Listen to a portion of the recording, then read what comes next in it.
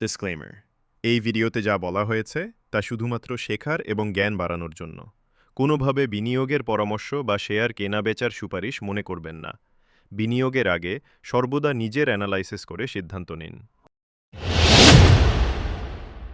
Tech Trading and Investing Masterclass. Hello guys, welcome back to our channel. So first of all, wish you a happy Independence Day. তো last উইকের গোল্ডের weekly forecast ভিডিওতে আমরা যে price action লেভেলগুলোর ব্যাপারে কথা বলেছিলাম, তো ওই প্রাইস অ্যাকশন লেভেলগুলো কিন্তু কারেন্টলি স্ক্রিনের মধ্যে ড্র করা রয়েছে। তো প্রথমে আমরা চেক করব যে লাস্ট উইকে মার্কেট ওই প্রাইস অ্যাকশন লেভেলের রেসপেক্টে ঠিক কিভাবে রিয়্যাক্ট করেছে। দেন আমরা চেক করব মার্কেট কারেন্টলি কোথায় বিলং করছে এবং এখান থেকে ফার্দার কামিং উইকে মার্কেটের বুলিশ মোমেন্টাম ক্রিয়েট করার সম্ভাবনা বেশি নাকি বিয়ারিশ মোমেন্টাম ক্রিয়েট করা। সো চলুন লেটস স্টার্ট দ্য ভিডিও। তো লাস্ট উইকের ফ্রাইডেতে মার্কেট এই দুটো রেজিস্ট্যান্সের যে কানেক্টিং পয়েন্ট ওখানে কিন্তু বিলং করছিল। মিনস লাস্ট উইকের ফ্রাইডের ক্যান্ডেলটা শেষ হয়েছিল ঠিক এই পজিশনে, মিনস এই দুটো রেজিস্ট্যান্সের কানেক্টিং পয়েন্ট। মিনস ওই প্লেসটা কিন্তু আমাদের কাছে এমন একটা রেজিস্ট্যান্স ছিল যেখান থেকে মার্কেটের ডাউন হওয়ার প্রবাবিলিটি ছিল, বাট মার্কেট কিন্তু ওই দুটো রেজিস্ট্যান্সকেই সাকসেসফুলি ব্রেকআউট করতে পেরেছে। দেন আমরা 4 আওয়ার টাইম ফ্রেমের মধ্যে দেখে নিচ্ছি। ব্রেকআউট করার পর মার্কেটের জন্য রিট্রেসমেন্ট জোন ছিল এই দুটো রেজিস্ট্যান্স লেভেল, যেটা মার্কেটের জন্য হয়ে গেছিল সাপোর্ট লেভেল। তো মার্কেট কিন্তু ঠিক ওই কাজটাই করেছে, মিনস এই দুটো রেজিস্ট্যান্সের কানেক্টিং পয়েন্ট থেকে ব্রেকআউট করার পর কিন্তু মার্কেট প্রথমে এই স্ট্রেট বা হরাইজন্টাল যে রেজিস্ট্যান্স লেভেলটা রয়েছে এটা থেকে ব্রেক করেছে। দেন কিন্তু মার্কেট এই অ্যাক্রস রেজিস্ট্যান্স লেভেলটা থেকে সাকসেসফুলি রিট্রেসমেন্ট কমপ্লিট করে ওপরের দিকে যাচ্ছে। মিনস আমাদের জন্য কিন্তু লাস্ট উইকের যে কমপ্লিট সিনারিওটা থেকেছে ওটা কিন্তু বুলিশ সিনারিও থেকেছে। তো এবার মার্কেট যেখানে কারেন্টলি বিলং করছে এখান থেকে মার্কেটে আপসাইড মোমেন্টাম ক্রিয়েট করার চান্সেস বেশি না ডাউনসাইড মোমেন্টাম ক্রিয়েট করার, চলুন এবার দেখে নেওয়া যাক। তো প্রথমে আমরা চলে যাচ্ছি 1 ডে টাইম ফ্রেমের মধ্যে এবং এখানে প্রথমে আমরা একটা কারেন্ট রেজিস্ট্যান্স লেভেল ড্র করে নিচ্ছি। এবার এটা ড্র করার পেছনে কারণটা কি ওটা দেখে নেওয়া যাক। এই রেজিস্ট্যান্স লেভেলটা ইম্পর্টেন্ট বিকজ এখানে মার্কেট অলরেডি এখানে 2 থেকে 3 বার সাপোর্ট নিয়েছে। এই পুরো জোনটাতে এখানে কিন্তু মার্কেট 2 থেকে 3 বার সাপোর্ট নিয়েছে।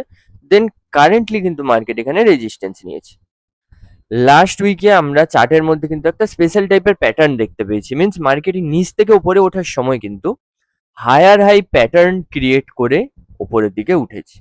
মিনস আগের হাইট থেকে পরের হাই, প্রিভিয়াস হাইট থেকে নেক্সট হাই কিছুটা হলেও উপরের দিকে ক্রিয়েট করেছে এবং এই হায়ার হাই যে প্যাটার্নটা মার্কেট ক্রিয়েট করছিল ওটার এন্ড কিন্তু হয়েছে অলমোস্ট এই 4450-এর এই রেজিস্ট্যান্স জোনে এবং ওটার পর কিন্তু মার্কেট আর হায়ার হাই ক্রিয়েট করতে পারেনি। মার্কেট প্রথমবারের জন্য কিন্তু লোয়ার হাই ক্রিয়েট করেছে। দেন এখানে কিন্তু আমরা একটা বিয়ারিশ সিগন্যাল পেলাম, মিনস মার্কেট কিন্তু এখান থেকে একটা লোয়ার হাই কন্টিনিউ করতে পারে। মিনস লোয়ার হাই কন্টিনিউ করার মানে মার্কেট ডাউনসাইড মোমেন্টাম ক্রিয়েট করবে। দেন আমাদের কাছে প্রথম সিনারিও হলো বিয়ারিশ সিনারিও।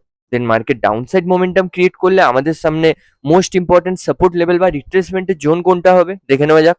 তো 4 আওয়ার টাইম ফ্রেমের মধ্যে আমরা দেখতে পাচ্ছি কারেন্টলি মার্কেট একটা বিয়ারিশ ক্যান্ডেল বা একটা রিজেকশনের ক্যান্ডেল ক্রিয়েট করেছে। এছাড়াও আমরা দেখলাম মার্কেট কিন্তু রেজিস্ট্যান্স লেভেল থেকে 4500 রেজিস্ট্যান্স লেভেল থেকে একটা লোয়ার হাই প্যাটার্ন ক্রিয়েট করা শুরু করেছে।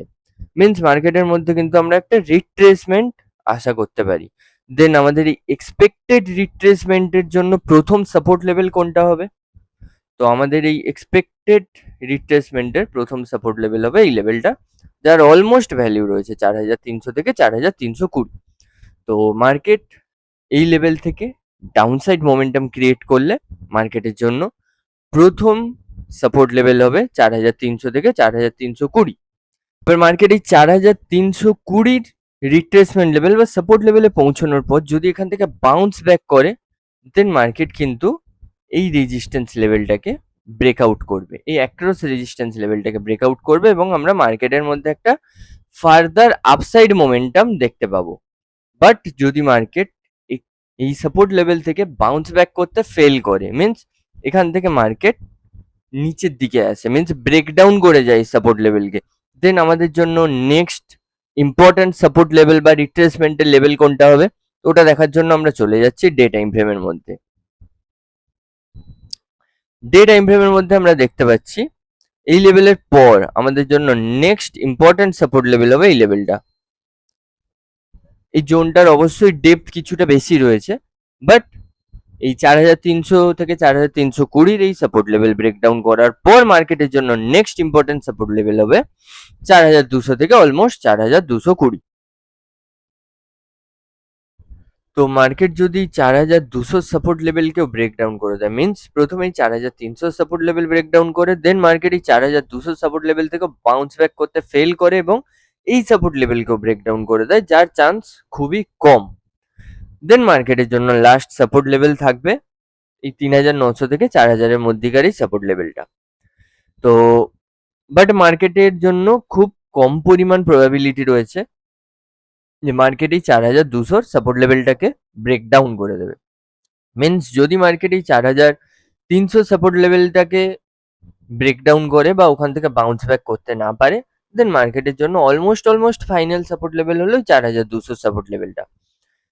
এবার আমরা 4 আওয়ার টাইম ফ্রেমের মধ্যে কি দেখে নিই, যদি মার্কেট এই প্রথম সাপোর্ট লেভেল মিন্স এই 4200 সাপোর্ট লেভেলটাকে ব্রেকডাউন না করে এবং এখান থেকেই মার্কেট বাউন্স ব্যাক করে, যার চান্স কিন্তু কম রয়েছে। বিকজ ডে টাইম ফ্রেমের মধ্যে আমরা দেখতে পাচ্ছি এই যে রেজিস্ট্যান্স লেভেলটা 4500 যে রেজিস্ট্যান্স লেভেলটা, এখানে কিন্তু মার্কেট ক্লিয়ারলি একটা বিয়ারিশ এনগালফিং ক্যান্ডেল ক্রিয়েট করেছে।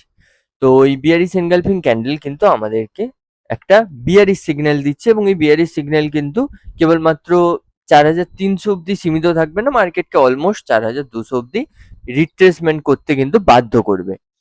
দেন মার্কেট যদি এই 4200 সাপোর্ট লেভেল থেকে রিট্রেসমেন্ট করে বাউন্স ব্যাক করতে পারে, দেন মার্কেটের জন্য প্রথম রেজিস্ট্যান্স লেভেল হবে এই 4500 রেজিস্ট্যান্স লেভেলটা। বাট যদি মার্কেট এই 4500 রেজিস্ট্যান্স লেভেল থেকেও ব্রেকআউট কমপ্লিট করতে পারে, দেন মার্কেটের জন্য নেক্সট রেজিস্ট্যান্স লেভেল কোনটা হবে 4500 পর কিন্তু মার্কেটের জন্য আমরা স্ট্রেট রেজিস্ট্যান্স পয়েন্ট দেখতে পাচ্ছি 4800 থেকে অলমোস্ট 4850 থেকে 4900 মধ্যেকার একটা স্ট্রং রেজিস্ট্যান্স লেভেল।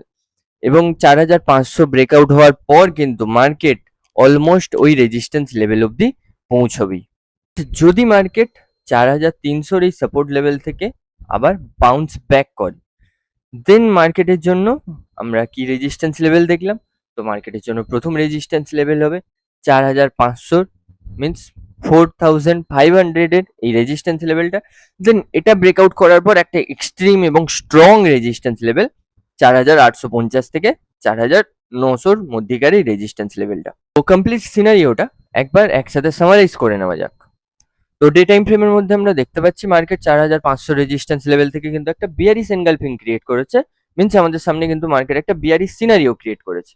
তো মার্কেট যদি এখান থেকে রিট্রেসমেন্ট ক্রিয়েট করে, দেন এই রিট্রেসমেন্টের বা সাপোর্টের প্রথম লেভেলটা হলো আমাদের সামনে 4300 এই সাপোর্ট লেভেলটা। বাট যদি মার্কেট এখান থেকে বাউন্স ব্যাক করতে ফেল করে, দেন মার্কেটের জন্য নেক্সট সাপোর্ট বা রিট্রেসমেন্ট লেভেল হলো 4200 থেকে 4230 এর এই সাপোর্ট লেভেল। আর যদি এনিহাউ মার্কেট এই সাপোর্ট লেভেলটা থেকেও ব্রেকডাউন করে যায়, দেন মার্কেটের জন্য লাস্ট সাপোর্ট লেভেল হলো 3950 থেকে 4000 এর মধ্যেকার ওই এক্সট্রিম সাপোর্ট লেভেলটা। ছিল আমাদের নেক্সট উইকের সাপোর্ট রেজিস্ট্যান্সের প্রেডিকশন। তো যদি আপনাদের ভিডিওটা ভালো লেগে থাকে দেন অবশ্যই লাইক ও কমেন্ট করবেন এবং এইভাবে প্রত্যেক উইকের প্রেডিকশন ভিডিও পাওয়ার জন্য আমাদের চ্যানেল সাবস্ক্রাইব করুন। Thank you.